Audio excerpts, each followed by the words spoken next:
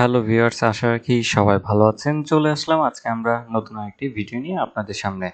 আজকে আমরা আলোচনা করব যে আমাদের মার্কেটটি আগামী 27শে মার্চ কেমন যাবে কার্যদিবসটি। তো আশা রাখি সে বিষয়ে বিস্তারিত আলোচনা জানার জন্য আপনারা পুরো ভিডিওটিতে আমার সাথেই থাকবেন। এবং একটি কথা না বললেই নয়, শেয়ার বাজার ঝুঁকিপূর্ণ জায়গা, তাই জেনে বুঝে বিনিয়োগ করার চেষ্টা করুন। এবং এখানে কোনো বাই সেল নির্দেশনা দেওয়া হচ্ছে না। আমরা আগামীকাল জানার আগে তার আগে লাস্ট ডের একটু কিছু যদি আমরা দেখতে পারি যে আমাদের মার্কেটে বর্তমানে বিবিধের ট্রেডটা বেশি হয়। বিবিধের সেক্টরের মধ্যে আবার কিন্তু বেক্সিমকোর ভলিউমটা বেশি হাই। তো দ্যাটস ওয়াই দেখা যায় যে বেক্সিমকো অনেক আকারে হাই ভলিউম হওয়ার ফলে কিন্তু বিবিধটা হয়, কিন্তু বিবিধের যে অন্যান্য যে স্টক আছে সেটার কিন্তু খুব একটা আমরা ট্রেড দেখি না। দেখেন বিবিধের অলরেডি নিজেরই ট্রেড ভলিউম হয়েছে প্রায় 100 কোটি টাকার মতন। তো দ্যাটস ওয়াই হচ্ছে যে আমরা যদি বিবিধটা বাদ দিই, মার্কেটে আরেকটা আপনার সেগমেন্ট রয়েছে, সেটি হচ্ছে গিয়ে আপনার ফার্মাসিউটিক্যালের আমরা দেখতে পাচ্ছি যে তার মানে ধরে নেওয়া যায় যে ফার্মাসিউটিক্যালের ভলিউমটা এখনো খুব ভালো অবস্থানে আছে, কিন্তু সেখানে দেখা যাচ্ছে যে ফার্মাসিউটিক্যালেরও একটা মেজরিটি শেয়ার হচ্ছে কি আপনার ট্রেড হচ্ছে ওরিয়ন ফার্মা দেখেন 45 কোটি টাকা, এবং সেখানে যাদের ফার্মাসিউটিক্যালের টোটাল ভলিউম হয়েছিল 1000 কোটি টাকা, মানে দুঃখিত 100 কোটি টাকার মতো। তার মানে বাকি ফার্মাসিউটিক্যাল অর্ধেক আপনার ভলিউম আছে। এদিকে যদি আমরা ব্যাংকের দেখি, প্রায় 80 কোটি টাকার মতন হয়। তার মধ্যে 29 কোটি টাকা আপনার ছিল প্রিমিয়ার ব্যাংকের।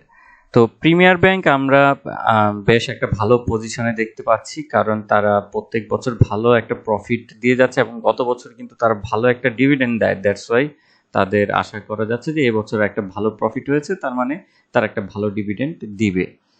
তো আগামীকাল মার্কেটটা কেমন হতে পারে? মার্কেট আমরা যদি দেখি ওভারঅলি, মার্কেটে এখন পর্যন্ত আপনার তার ইঞ্জিনটাকে মানে রান করানোর চেষ্টায় আছে। একদম যে স্মুথ রানিং হয়েছে তা না, ঠিক আছে। আমরা দেখেন যে ভলিউমটা অনেক কমে গিয়েছে। ভলিউমটা আমাদের এখন বাড়ানো প্রয়োজন।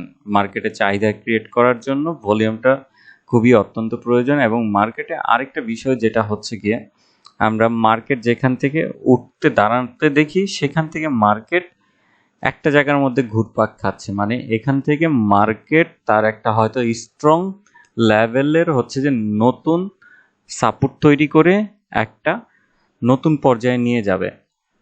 এবং ম্যাকডিটাও দেখতে পাচ্ছি যে অনেক ভালো পজিটিভ অবস্থানে আছে।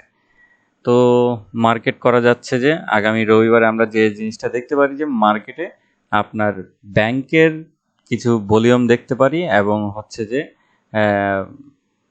পাশাপাশি হচ্ছে যে আমরা বিবিধেরও যেহেতু বেক্সিমকো একটা মার্কেটটা আপনার ভলিউমটা বেশি থাকে, তো বিবিধটাকে যদি বাদ দেই, এখন আমার কাছে মনে হচ্ছে যে ব্যাংকের হয়তো ভলিউমটা কিছু বাড়ার সম্ভাবনা বেশি, এবং পাশাপাশি হচ্ছে গিয়ে আপনার ফার্মাসিউটিক্যাল সেক্টর হয়তো কিছুটা পিছিয়ে আসার সম্ভাবনা রয়েছে ভলিউমের দিক থেকে।